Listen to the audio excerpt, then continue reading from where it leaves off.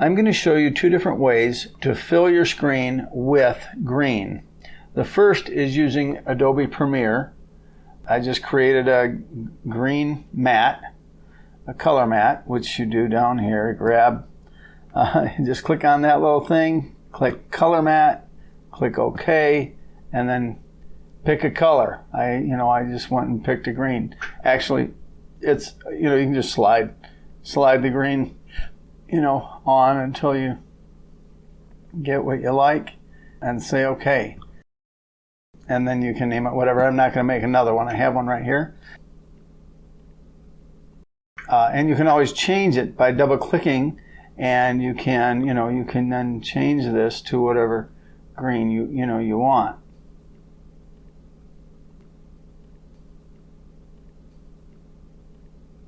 The point is to give you a way to fill your full screen with green, and this works on a Mac or a PC. Yeah, I have the green, the viewer screen whatever this is called. My preview screen is selected, has the blue outline around it, and I'm just going. First of all, I'm going to hit the tilde key. This makes it bigger. That toggles between bigger and normal, making whatever window is selected. When you hit the tilde key, that one gets bigger. This is how this other technique works as well. You're just adding the control key. Control tilde gives you the full screen, so that you've got your now you don't have any controls or anything, but your full screen is covered with green. You can replace whatever's on your screen. When you're doing any type of video that you want to put something on your screen later, especially if you're going to be filming somebody in front of it. If you've got anything going in front of the screen and moving, you're going to want to use this, because this is the easiest way to key out the green. You're going to have a lot of trouble if you have something in front of your screen and you didn't have a green screen.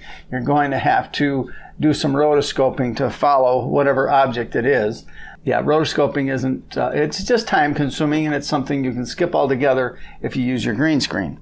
So I just use the escape key. You can just toggle using control tilde, or you can use the escape key, either way, to get out of that mode. But now I'm going to show you one more way. We're going to tab over to Photoshop, and now you have kind of a very similar thing. And what we're going to do is just go to full screen mode. You can go view, screen mode, full screen, and it's going to bring up this thing that says that you're not going to have access to your controls and whatnot. It just tells you how to work things, but it also tells you that you can use F or escape.